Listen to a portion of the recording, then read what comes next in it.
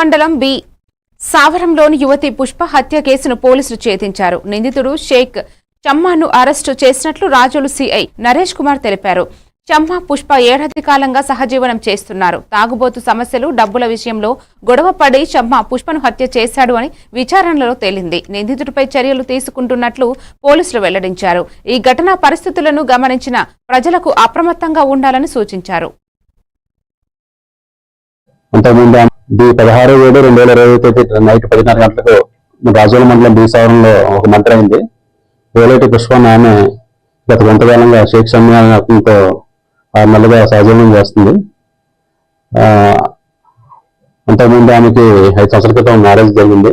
తర్వాత సంవత్సరానికి భర్త విడిపోయి సెపరేట్ గా ఉండడం జరిగింది. తర్వాత ఇతను ఫోన్ లో పరిచయం అయ్యి తర్వాత ఆ పరిచయం చేస్తే ఇద్దరు సహజీవనం దాడి తీసి సహజీవనం చేస్తున్నారు.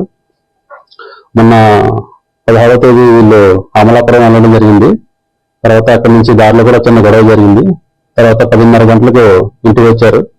ఆ దారిలో జరిగిన గొడవ కోసం తల్లిని తన అన్నయ్య ప్రశ్నిస్తే ఎందుకు నన్ను ప్రశ్నిస్తారని చెప్పేసి తను గొడవ చేసి కత్తితో దాడి చేసి తల్లిని వాళ్ళ అన్నయ్యను గాయపరచడం జరిగింది.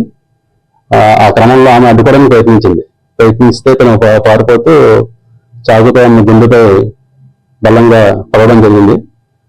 దానివల్ల తీవ్రమైన రక్తస్రావం జరిగి ఆమె అక్కడే చనిపోవడం జరిగింది. తర్వాత అక్కడి నుంచి అతను పారిపోవడం జరిగింది. తన తల్లి గంగ మరియు వాళ్ళ అన్నయ్య వినయ్ కూడా బలమైన తీవ్రమైన గాయాలైనవి. తర్వాత దీనికోసం ప్రత్యేకంగా 2 టీంలు పెట్టడం జరిగింది.